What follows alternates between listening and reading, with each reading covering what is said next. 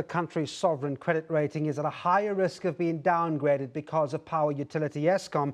That's according to two economists. They've identified four major problems at Eskom, as well as possible solutions that could help the power utility overcome them.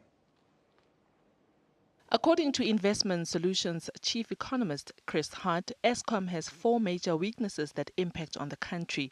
Yesterday, Standard & Poor's downgraded Eskom to junk status, which means that the power utility's investment grade is too low and will almost certainly raise its borrowing costs.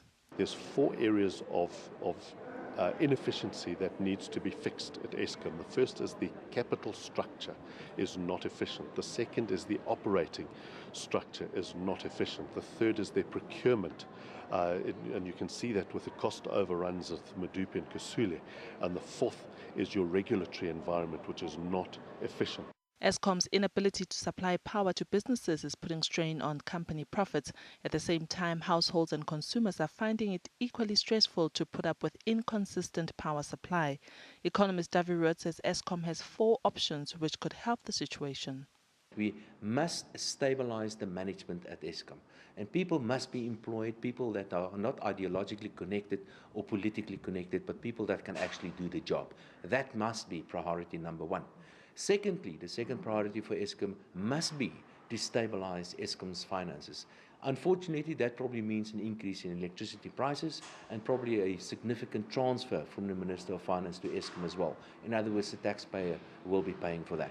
Thirdly, Eskom must be restructured, and that eventually means that we have to sell Eskom, break it into pieces and sell it off to the private sector, in other words, privatization.